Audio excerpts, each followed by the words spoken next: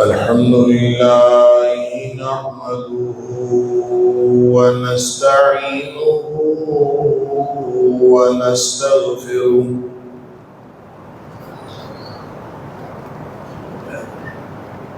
الحمد لله نحمده ونستعينه ونستغفره ونؤمن به ونتوكل عليه ونعوذ بالله من شرور أنفسنا ومن سيئات أعمالنا من يهده الله فلا مضل له ومن يضلل فلا هادي له وأشهد أن لا إله إلا الله وحده لا شريك له وأشهد أن محمدا عبده ورسوله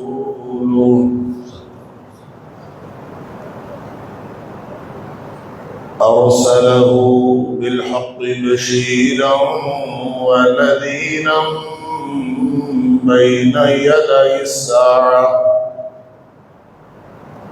فمن يطع الله ورسوله فقد رشد واهتدى ومن يعص الله ورسوله فقد ضل وغوى فإنه لا يضر إلا نفسه ولا يضر الله شيئا نسأل الله ربنا أن يجعلنا ممن يطيعه ويطيع رسوله ويتبع رضوانه ويجتنب سخطه فإنما نحن به وله أما بعد فإن خير الحديث كتاب الله وخير الهدي هدي محمد صلى الله عليه وآله وسلم وشر الأمور محدثاتها وكل محدثة بدعة وكل بدعة ضلالة وكل ضلالة في النار فأعوذ بالله السميع العليم من الشيطان الرجيم من همزه ونفخه ونفثه بسم الله الرحمن الرحيم وإذ ابتلى إبراهيم ربه بكلمات وإذ ابتلى إبراهيم ربه بكلمات فأتمهن قال إني جاعلك للناس إماما قال ومن ذريتي قال لا ينال عهد الظالمین.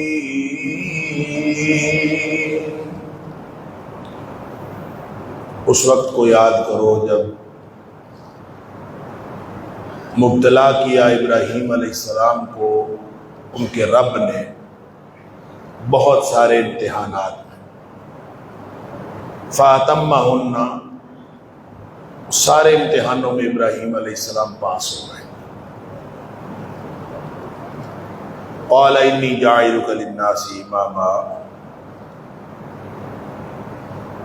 فرمایا کہ میں تجھے انسانیت کا امام بنانے والا ہوں. قال ومن ذریتی، عرض کیا اللہ میری اولاد میری ذریت میں سے بھی امامت جاری رکھنا. قال لا ینال عہد الظالمین، فرمایا کہ ظالموں کے لیے میرا کوئی وعدہ نہیں. صدق اللہ العظیم.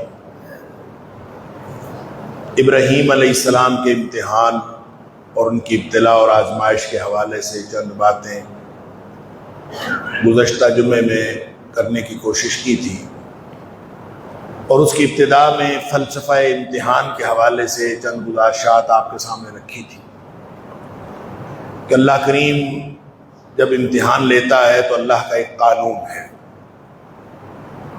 تو اللہ تعالیٰ ساری قدرت اور طاقت رکھنے کے باوجود امتحان اس قانون کے مطابق لیتا ہے. وَلَن تَجِدَ لِسُنَّةِ اللَّهِ تَبْدِيلًا وَلَن تَجِدَ لِسُنَّةِ اللَّهِ تَحْوِيلًا. اور وہ جو اللہ کا قانون ہے اس کے اندر تبدیلی نہیں واقع ہوتی. وہ ایک قانون ہے، اللہ نے بنا دیا ہے، قدرت اس کی ہے البتہ ہے، لیکن ایک اس کی سنت بھی ہے. جیسے میں نے عرض کیا تھا کہ اس کی قدرت ہے کہ وہ چاہے تو سورج کو مغرب سے نکالے، شمال سے نکالے، جنوب سے نکالے. ان اللہ علی کل شیء قدیر، وہ ہر چیز پر قدرت رکھنے والا ہے، لیکن وہ نکالتا نہیں. نکالتا مشرق سے ہے، مغرب میں غروب کرتا ہے، یہ اس کی سنت ہے. لہذا اللہ جب امتحان لیتا ہے تو اپنی سنت کے مطابق لیتا ہے، اپنے قانون کے مطابق لے، جو اس نے قانون خود بنایا. اور یہ ایک الگ بات ہے کہ امتحان میں کسی شخص کی کامیابی یا ناکامی کا انحصار اللہ کے قانون عدل پر ہے. یعنی جس نے جتنا جیسا کیا ہو اس کو ویسا بدلہ دے دیا جائے، یہ عدل ہے. اور عدل کا متبادل، عدل کا متضاد ہوتا ہے ظلم، اور اللہ کی طرف ظلم کی نسبت بھی نہیں کی جا سکتی. ان اللہ حرم علی نفسہ الظلم، نبی اکرم صلی اللہ علیہ وسلم فرماتے ہیں اللہ نے اپنی ذات پر ظلم کو حرام کر رکھا. یہ قانون ہے اللہ کہ اللہ کبھی کسی بھی معاملے میں ظلم نہیں کرتا، اللہ کی طرف ظلم کی نسبت بھی نہیں کی جا سکتی. ہر امتحان، ہر قانون اللہ کا قانون عدل کی بنیاد پر لاگو ہوتا ہے. لیکن ایک قانون اللہ نے رحمت کا قانون اس کے علاوہ بنایا ہے، جو قانون عدل کے علاوہ ہے. لہذا امتحان تو ہوتا ہے قانون عدل کے مطابق. جب بھی کوئی شخص جو بھی کچھ کرتا ہے تو اس کا بدلہ اس کو ملتا ہے. چاہے کسی نے غلط کیا ہے تو اس کا بدلہ اس کو ملے، کسی نے صحیح کیا ہے تو اس کا بدلہ اس کو ملے. یہ عدل کا تقاضا ہے. لیکن ایک اللہ کا قانون اس کے علاوہ ہے، وہ ہے قانون رحمت. اور قانون رحمت جو ہے وہ قانون عدل کے اوپر ہے، یعنی قانون عدل کو سپرسیڈ کرتا ہے اللہ کا قانون رحمت. اللہ اکبر. اور بہت دفعہ یہ بات میں نے آپ کے سامنے رکھی کہ اللہ نے قانون رحمت تو اس وقت بنا لیا تھا جب ابھی مخلوقات پیدا ہی نہیں کی تھی. مخلوقات بعد میں پیدا ہوئی، قانون عدل بعد میں بنا، قانون رحمت پہلے بن گیا تھا. نبی پاک صلی اللہ علیہ وسلم نے خود فرمایا، یہ بخاری شریف کی حدیث ہے کہ نبی کریم صلی اللہ علیہ وسلم فرمایا ان اللہ تعالی کتب کتابا قبل ان یخلق الخلق. اللہ نے مخلوقات پیدا ہونے سے بھی پہلے ایک تحریر لکھوائی. کتب کتابا، ایک تحریر لکھی. اس کے اوپر کیا لکھا؟ ان رحمتی سبقت غضبی، میری رحمت میرے غصے کے اوپر حاوی ہے۔ اس کے اوپر یہ لکھ کے سبحان اللہ، ابھی مخلوقات پیدا نہیں ہوئے، ابھی امتحان دینے والے پیدا نہیں ہوئے، جن کا امتحان قانون عدل کے مطابق ہونا ہے، اور قانون عدل کے مطابق پکڑے ہوئے لوگ اور عذاب کے مستحق لوگ، وہ اللہ کی رحمت سے، وہ رحمت کی وجہ سے وہ عذاب کی بجائے وہ ثواب کے اور اجر کے مستحق بن جائے۔ جن کو عذاب ڈکلیئر ہو چکا ہو کہ یہ عذاب کے اور اللہ کی وعید کے مستحق ہے، وہ بھی اللہ کی رحمت سے بخشے جاتے ہیں۔ سبحان اللہ۔ تو یہ قانون رحمت اللہ نے پہلے بنایا، مخلوقات بعد میں پیدا کی۔ سبحان اللہ۔ اور پھر وہ پہلے بنا کے آبسلیٹ نہیں ہوا، وہ پرانا نہیں ہوا، اس کو چھوڑا نہیں ہے، بلکہ نبی اکرم صلی اللہ علیہ وسلم فرماتے ہیں کہ وہ قانون جو اللہ نے بنایا تھا، ان رحمتی سبقت غضبی، میری رحمت میرے غصے کے اوپر حاوی ہے۔ گویا قانون عدل کے تحت جو شخص غضب کا مستحق ہو چکا ہو، اللہ کے غضب کا مستحق ہو چکا ہو، وہ قانون رحمت کے ساتھ تحت وہ چھوٹ جاتا ہے، اس کی نجات ہو جاتی ہے قانون رحمت کے تحت۔ تو رحمت کا قانون سپرسیڈ کرتا ہے قانون عدل کے اوپر۔ تو یہ قانون اللہ کے رسول اللہ صلی اللہ علیہ وسلم نے فرمایا کہ اللہ نے یہ اپنے عرش پر لکھ رکھا ہے آج بھی، فَهُوَ مَكْتُوبٌ عِندَ اللَّهِ فَوْقَ الْعَرْشِ، آج بھی یہ تحریر اللہ کے عرش پر لکھی ہوئی ہے۔ سبحان اللہ۔ ان رحمتی سبقت غضبی، تو قانون اللہ کا، قانون عدل بھی اور قانون رحمت بیک وقت دونوں چل رہے ہوتے۔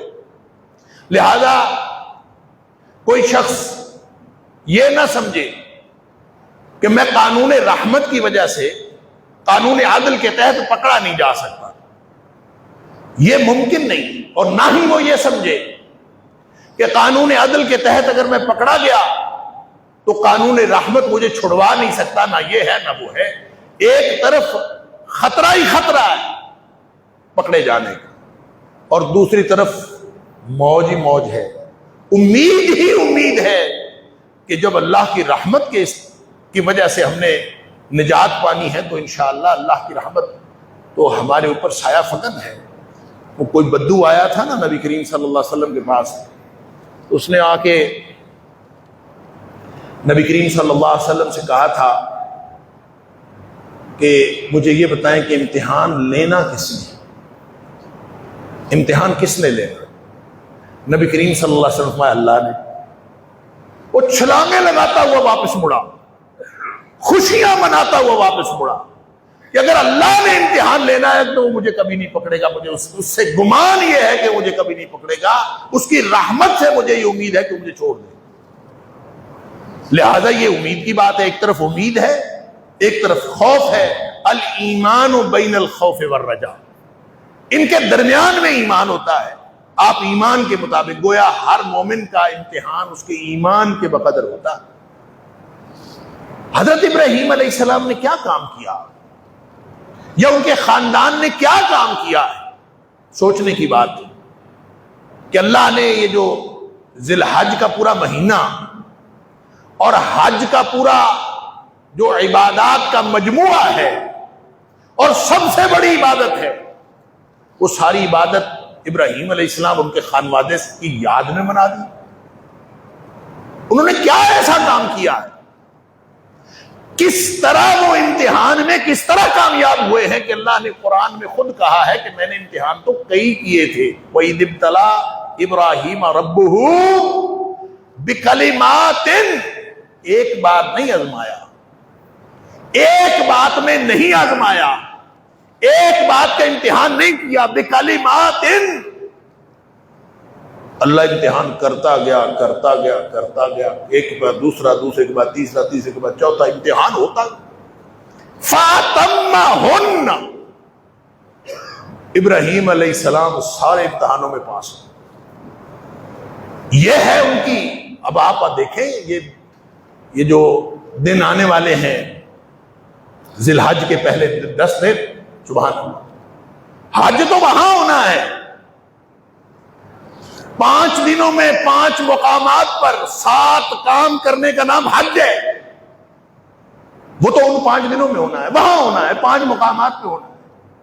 لیکن قرآن نے یہ جو 10 دنوں کی قسم اٹھائی ہے نا، والفجر ولیال عشر والشفع والوتر، سارے مفسرین کا اتفاق ہے اس بات پر کہ یہ جو اللہ کریم نے قسم اٹھائی ہے یہ ان 10 دنوں کی قسم اٹھائی، راتوں کی بھی قسم اٹھائی ہے، دن کی بھی قسم اٹھائی ہے، جفت کی بھی قسم اٹھائی ہے، طاق کی بھی قسم اٹھائی ہے، یہ ان 10 دنوں کی قسم اٹھائی ہے۔ سبحان اللہ، یہ جن دنوں کی قسم اللہ اٹھائے اس کی عظمت کے لیے اتنا ہی کافی۔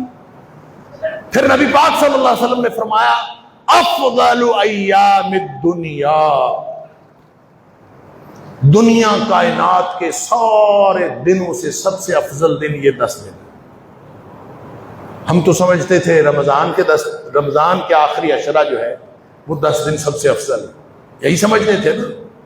نبی اکرم صلی اللہ علیہ وسلم فرماتے ہیں افضل ایام الدنیا اللہ اکبر العشر، یہ جو 10 دن ہیں یہ دنیا کے سارے دنوں سے، اندازہ کیجئے اس میں کون کون سے دن آ جاتے ہیں۔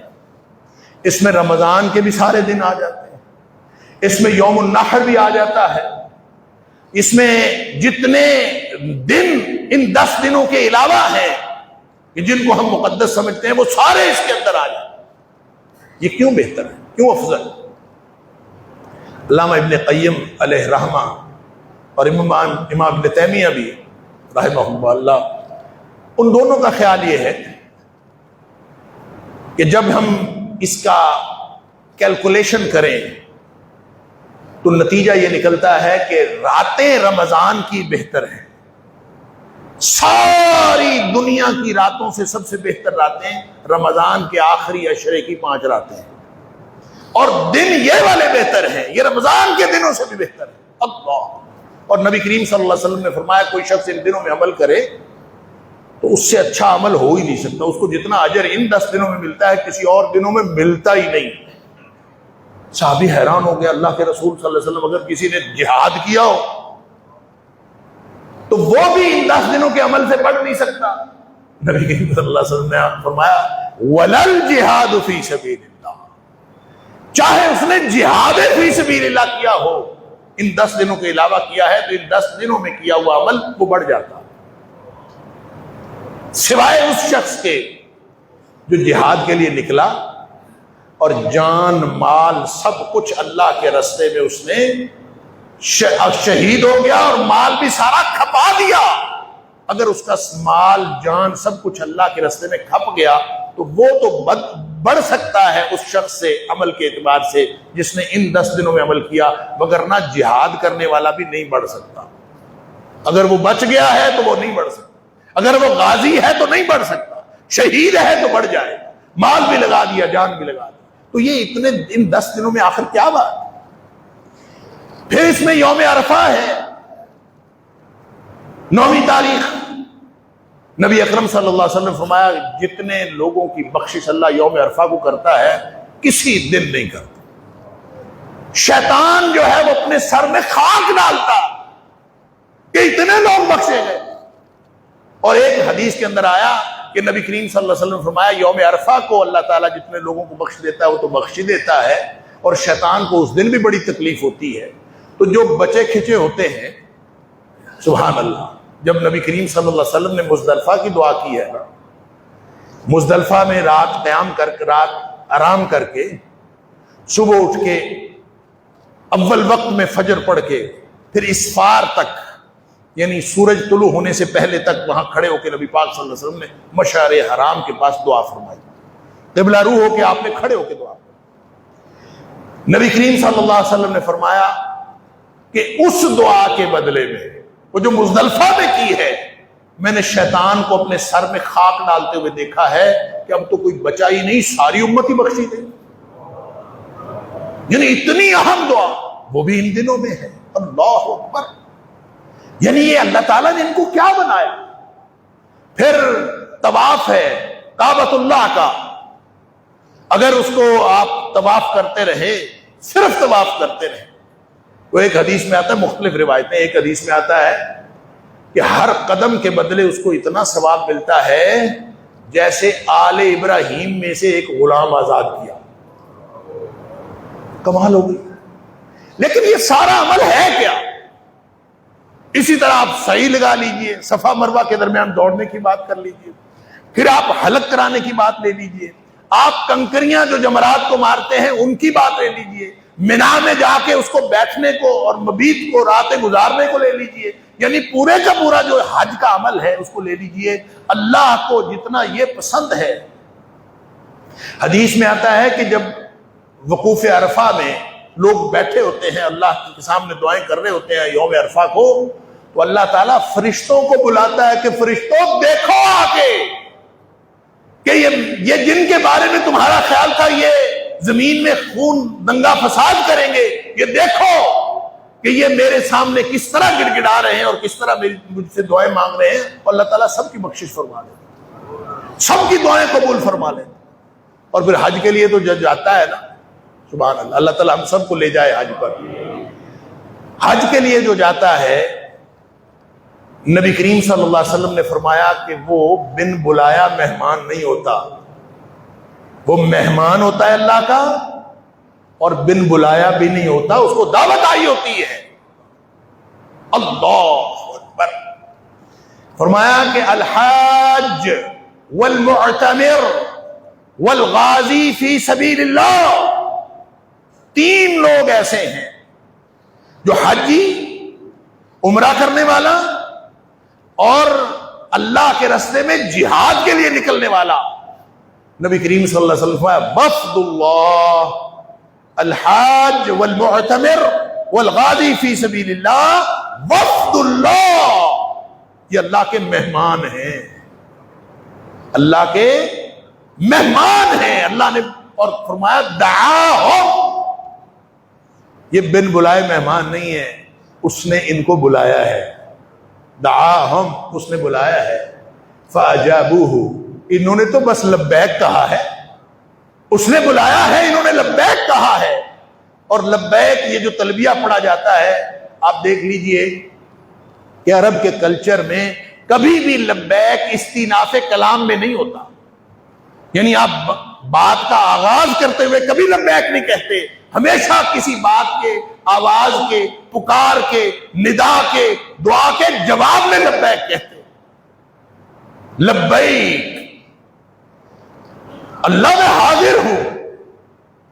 جب کوئی کسی کو بلاتا ہے، مالک غلاموں کو بلاتے تھے تو غلام آگے سے کہتا تھا لبیک. تو کلچر ہی یہ ہے. تو جب آپ نے لبیک کہنا شروع کر دیا تو آپ کا لبیک کہنا اور حاجی کا اور عمرہ کرنے والے کا لبیک کہنا اس بات کی علامت ہے کہ ان کو کسی نے بلایا ہے، ان کی آواز، ان کو آواز دی ہے اور یہ لبیک کہتے ہوئے چل پڑے. سبحان اللہ تعالیٰ ہم سب کو یہ سعادت نصیب کرے. میں اس طرف آپ کی توجہ دلانا چاہتا ہوں کہ یہ سارے کا سارا عمل، یہ سارے کے سارے ایام، یہ ابراہیم علیہ السلام اور ان کے گھرانے کے گرد گھومتے. وہ کیا کام تھا جو اس گھرانے نے کیا؟ اللہ نے قرآن میں فرمایا کہ جس طرح نبی پاک صلی اللہ علیہ وسلم کی حیات طیبہ میں تمہارے لیے اسوہ حسنہ ہے، اسی طرح ابراہیم علیہ السلام اور ان کے ساتھی جو اہل ایمان ہیں ان کی زندگی میں بھی تمہارے لیے نمونہ ہے. تو وہ کیا بات ہے، انہوں نے کیا کیا تھا، اس پورے خانوادے نے کیا کیا ہے کہ ہم آج کوشش کریں ابراہیم علیہ السلام کی اور ان کے خانوادے کی، حضرت ہاجرہ، حضرت اسماعیل. سبحان اللہ. وہ انہوں نے بس اتنا ہی کیا تھا کہ اللہ نے جتنے امتحان لیے وہ سارے امتحانوں میں پاس ہوئے. امتحان ان کا بھی ہو رہا ہے، امتحان ہمارا بھی ہو رہا ہے. فرق صرف اتنا ہے کہ جو کچی جماعت میں فیل ہو جائے اس سے پکی کا کوئی امتحان نہیں لیتا، اور جو پرائمری پاس نہ کر سکے کبھی میٹرک کے امتحان میں نہیں بیٹھتا، اور جس نے میٹرک کیا ہوتا ہے اس کو جا کے انٹرمیڈیٹ میں داخلہ ملتا ہے. اللہ کا ایک قانون ہے، جس طرح دنیا والوں نے فارمل ایجوکیشن کا ایک قانون بنایا ہے، اسی طرح اللہ کا ایک قانون ہے کہ جو پہلے امتحان میں فیل ہو جائے اس سے بڑا امتحان تو ہوتا ہی نہیں. اور نبی کریم صلی اللہ علیہ وسلم نے فرمایا کہ امتحان ہر شخص کے ایمان کی سطح کے مطابق ہوتا ہے. ایمان ہی کوئی نہیں ہے تو امتحان کیسا ہو؟ اللہ اکبر. لوگوں کو چھوڑ دیا جاتا، لوگوں کو مہلت دے دی جاتی، ان کی رسی دراز کر دی جاتی ہے. امتحان اس سے لیا جاتا ہے جو جتنا زیادہ مومن ہوتا ہے، جتنا ایمان پختہ ہوتا ہے، اللہ تعالیٰ اتنا زیادہ امتحان لیتا ہے. نبی پاک صلی اللہ علیہ وسلم فرماتے ہیں جتنا انبیاء کو آزمایا گیا ہے کسی کو نہیں آزمایا گیا، اور فرمایا جتنی آزمائشیں اور ابتلائیں میرے اوپر آئی ہیں محمد کریم صلی اللہ علیہ وسلم کے اوپر اتنی کسی پر نہیں. اور آپ بھی دیکھ لیجئے امتحان کا معاملہ ہے سارا. اگر اس امتحان میں آپ پاس ہیں تو پہلا امتحان اللہ اکبر وَلَقَدْ آتَيْنَا إِبْرَاهِيمَ رُشْدَهُ مِنْ قَبْلُ وَكُنَّا بِهِ عَالِمِينَ. پہلا امتحان جو اللہ تعالیٰ فرماتا ہے نبوت سے پہلے ہی ایک شعور تھا جو ابراہیم کو ہم نے دے رکھا تھا. وَلَقَدْ آتَيْنَا إِبْرَاهِيمَ رُشْدَهُ ایک شعور تھا، وہ توحید کا شعور. جب الستُ بربکم عالم ارواح میں کہا تھا تو اللہ نے یہ توحید کا شعور ہم سب کی سرشت کے اندر، فطرت کے اندر ڈال دیا ہے. حالات جیسے مرضی ہوں، پورا معاشرہ شرک کے اندر ڈوبا ہوا ہو، لیکن یہ اندر سے شعور کی آواز اٹھتی ہے. یہ الگ بات ہے کہ ہم ماحول کو دیکھ کے دبا دیتے ہیں. ماحول جھوٹ والا ہو، ماحول باطل سے بھرا ہوا ہو، جھوٹ سے بھرا ہوا ہو، دھوکے سے بھرا ہوا ہو، لیکن اندر سے ایک آواز اٹھتی ضرور ہے. وہ آواز ہے جس کو اللہ تعالیٰ فرماتا ہے وَلَقَدْ آتَيْنَا إِبْرَاهِيمَ رُشْدَهُ مِنْ قَبْلُ. اس سے پہلے کہ یہ جو نبوت ملی، جو حضرت ابراہیم علیہ السلام کو اللہ تعالیٰ نے مقام و مرتبہ اور شان عطا فرمائی اور امام انسانیت بنا دیا. اپنی امت کا امام نہیں بنایا، اپنی امت کا امام نہیں، للناس اماما، ساری انسانیت کا امام بنایا. وہ کتنا بڑا امتحان ہوگا کہ جس کے بعد سارے امتحانوں میں اللہ تعالیٰ نے، جب وہ سارے امتحانوں میں کامیاب ہو گئے، اللہ نے فرمایا جا انی جاعلک للناس اماما، میں تجھے ساری انسانیت کا امام بنا. کوئی اتنا بڑا امتحان پاس کیا ہے. اللہ اکبر. اور ابراہیم علیہ السلام نے فوراً کہہ دیا تھا کہ وقال من ذریتی، اللہ میری اولاد میں سے بھی. تو اللہ تعالیٰ نے فرمایا لا ینال عہد الظالمین، ظالموں کے لیے میرا وعدہ نہیں. اس کا مطلب پتہ کیا ہے؟ لوگ سمجھتے ہیں شاید اللہ تعالیٰ نے نبی کریم صلی اللہ حضرت ابراہیم علیہ السلام کی یہ دعا قبول نہیں فرمائی. یہ قبول نہیں فرمانے کا یہ علامت نہیں ہے، یہ فقرہ قبول فرمانے کی علامت ہے. قبول فرما لی لیکن شرط لگا دی کہ جو تیرے اسوہ پر ہوگا اس کے لیے امامت انسانیت موجود ہے. لا ینال عہد الظالمین، جو ظالم ہوگا اس کے لیے میرا کوئی وعدہ نہیں ہے. اس کا مطلب ہے جو ظالم نہیں ہوگا آپ کی نسلوں میں سے وہ بھی امامت انسانیت کے مرتبے پر فائز ہوگا.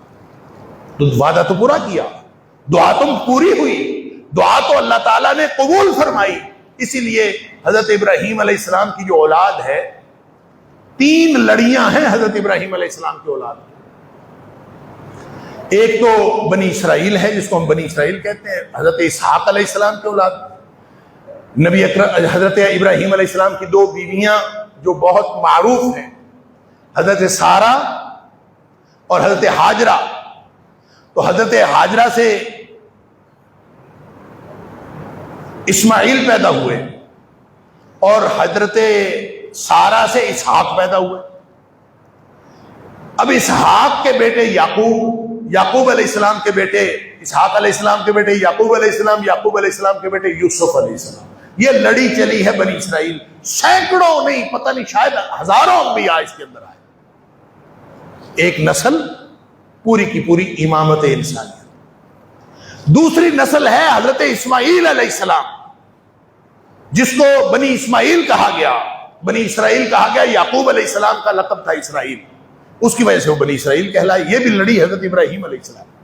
دوسری لڑی چلی حضرت اسماعیل علیہ السلام کی اولاد سے. یہ بھی سارے کے سارے سبحان اللہ اسماعیل علیہ السلام سے لے کر حضرت محمد کریم صلی اللہ علیہ وسلم تک یہ سارے کے سارے تھے تو اللہ کے بندے اور اسی رستے پر تھے. جتنی ہزار گمراہیاں آئی ہوں گمراہ ہوئے لیکن نسل وہی تھی.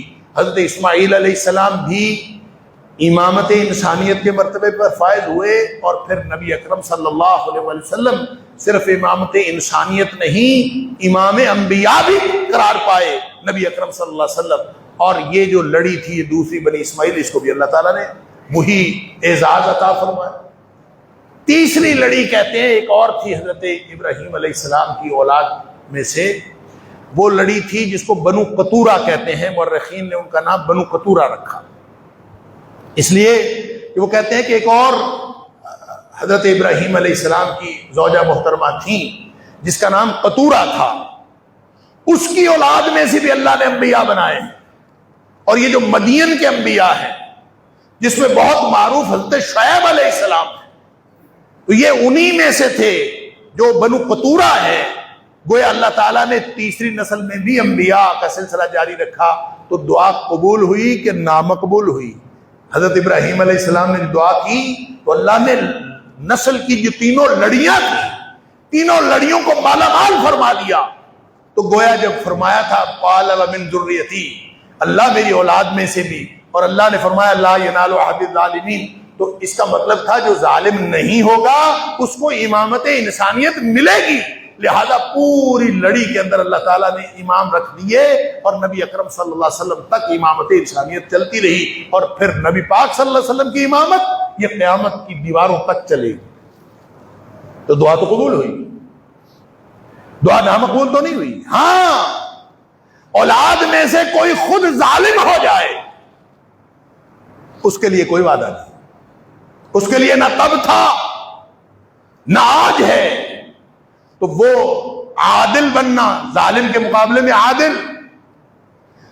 ظلم شرک کو بھی کہتے ہیں کیونکہ قرآن نے کہہ دیا ان الشرک لظلم عظیم. تو سب سے اولین معنی ظلم سے مراد شرک ہے. اور وہ اس لیے ہے کہ عدل کہتے ہیں حقدار کو حق دینا اور ظلم کہتے ہیں حقدار کو حق نہ دینا. تو کائنات میں سب سے بڑا ظلم یہ ہے کہ کوئی اللہ کو اللہ کا حق نہ دے. اس لیے فرمایا ان الشرک لظلم عظیم. باقی کسی کو بھی حق نہ دینا ظلم ہے. تو جو بھی ظالم ہوگا اس کے لیے اللہ کا کوئی وعدہ نہیں.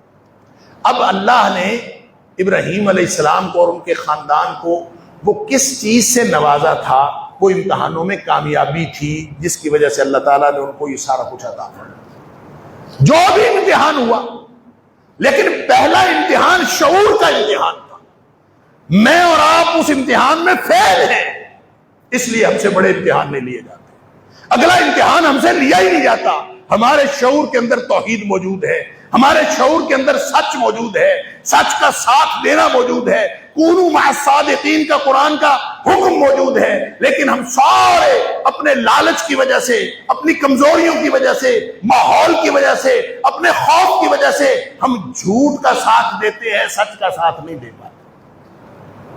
ہمارا شعور تقاضا کرتا ہے کہ ساری دنیا جھوٹ سے بھری ہوئی ہے تو ہم اس جھوٹ کے مقابلے میں سچ بول لیں لیکن ڈر لگتا ہے اور پھر ڈر کے ہم خاموش ہو جاتے ہیں. ہم پہلے امتحان میں فیل ہو جاتے ہیں. یہ ہے وہ امتحان کا فلسفہ جو ابراہیم علیہ السلام پر اپلائی ہوا تو وہ پاس ہو گئے. انہوں نے بھی جو ماحول دیکھا تھا وہ سارا ماحول شرک سے بھرا ہوا تھا، بلکہ اپنے گھر میں شرک تھا. تو ابراہیم علیہ السلام کو تو اگر ہمارے کردار کا جائزہ لیا جائے اور ہماری مصلحتوں کا جائزہ لیا جائے تو خاموش ہو جانا چاہیے. اصل بات یہ ہے ابراہیم علیہ السلام نے اپنا آپ اپنے اللہ کے سپرد کر دیا. ان صلاتی و نسکی و محیای و مماتی للہ رب العالمین. جب اپنا آپ اپنے آپ نے اللہ کے سپرد کر دیا، اس کو کہتے ہیں کمپلیٹ سبمیشن. یہ جو کمپلیٹ سبمیشن ہے یہی اللہ چاہتا ہے کہ آپ مکمل اللہ کے سامنے کامل سپردگی اختیار کرو. اگر آپ نے کامل سپردگی اختیار نہیں کی تو اس کا مطلب آپ تو امتحان میں فیل ہو گئے. ابراہیم علیہ السلام نے کامل سپردگی اختیار کی. لہذا وَلَقَدْ آتَيْنَا إِبْرَاهِيمَ رُشْدَهُ مِنْ قَبْلُ، وہ جو پہلے کی دیا ہوا شعور تھا، جو پہلے کی دی ہوئی ہدایت تھی، جو پہلے کا دیا ہوا رشد تھا، اللہ فرماتا ہے اس کے مطابق بولا ابراہیم۔ وَكُنَّا بِهِ عَالِمِينَ، ہمیں معلوم بھی تھا کہ جو ہر ایک کو صلاحیت دی ہے وہ ابراہیم کو بھی دی ہے۔ تو اس شرک کے معاشرے میں ابراہیم بول پڑا، اِذْ قَالَ لِقَوْمِهِ وَأَبِيهِ، اپنے قوم سے بھی کہا، اپنے والد صاحب سے بھی کہا، مَا هَذِهِ التَّمَاثِيلُ الَّتِي أَنْتُمْ لَهَا عَاكِفُونَ، سوال کریں تو صحیح سوال ہے، سوال اٹھائیں، ایک دفعہ سوال اٹھ جائے تو وہ آپ، اللہ نے انسانی شعور ایسا بنایا ہے کہ سوچنے کی عادت پڑ جائے تو سوال ہی پیدا نہیں ہوتا کہ انسان اس دین پر نہ پہنچے جو توحید کا دین ہے، اور انسان توحید کی منزل تک نہ پہنچے، یہ ممکن ہے۔ تو سوال ہی تو اٹھایا ابراہیم علیہ السلام نے، سوال ما هذه التماثيل التي، یہ کیسی تم نے مورتیاں خود بنائی ہوئی ہیں۔ اللہ، کسی شاعر نے کہا ہے کہ ابراہیم بچے تھے نا، شاعر پھر شاعر ہوتے ہیں، وہ اپنا شاعرانہ رنگ میں بات کرتے، کہتے ابراہیم علیہ السلام جب بچے تھے تو ان کا والد جو ہے ان کو بت دے کے بھیج دیتا تھا، جاؤ بازار میں بیچ آؤ، جیسے ہمارے پڑوسی ملک میں بکتے ہیں، بنا بنا کے بت بیچتے ہیں، اسی طرح اس ماحول میں بکتے تھے۔ تو کہتے ہیں کہ ابراہیم علیہ السلام جب لے کے جاتے تھے تو لوگوں کو کہتے تھے کہ ہیں تو یہ خدا، اور وہ ان کو اس طرح نہیں لے کے جاتے تھے کہ کسی ریڑھی پر یا کسی چھابڑی پر، کہتے ہیں کہ ان کو رسی باندھ لیتے تھے اور رسی باندھ کے گھسیٹتے جاتے تھے اور کہتے تھے یہ خدا ہے، کسی نے لینا ہے تو لے لو۔ رسی بتوں کو باندھ کر پھرتے تھے لے کر در بدر، لے لو خدا، بازار میں دیتے صدا، لے لو خدا لے لو خدا۔ بے زور ہیں، کمزور ہیں، آنکھیں بھی ان کی کور ہیں، بگڑی بنا سکتے نہیں، مکھی اڑا سکتے نہیں۔ یعنی کیا تھا؟ یہ شعور تھا۔ ابراہیم علیہ السلام نے جو بات نبی بن کے سوالات کیے کہ کس چیز کی بندگی کرتے ہو، انہوں نے کہا ہمارے بت ہیں، ہم ان کی فنظل ہم عاکفین، ہم ان کے اوپر مجاور بن کے بیٹھے ہیں، ہمارے بت ہیں۔ تو سوال یہی تھا، کیا وہ هل يسمعونكم اذ تدعون او ينفعونكم او تضرون، کیا جب تم بات کرتے ہو تو یہ سنتے ہیں، یا تمہیں کوئی فائدہ پہنچاتے ہیں، یا تمہارا کوئی نقصان کر سکتے ہیں؟ کہ کیسے خدا ہیں؟ اللہ، اس معاشرے کے اندر سوال اٹھانا۔ آج بتائیں میرے اور آپ کے سمیت ہم سب گونگے شیطان ہیں، ہم جھوٹ کو جھوٹ تک نہیں کہہ سکتے، اور ہم جب پہلے امتحان میں فیل ہو گئے تو اگلا امتحان کس نے لینا؟ ابراہیم علیہ السلام پہلے امتحان میں پاس ہوئے، اللہ نے اگلا امتحان ڈال دیا۔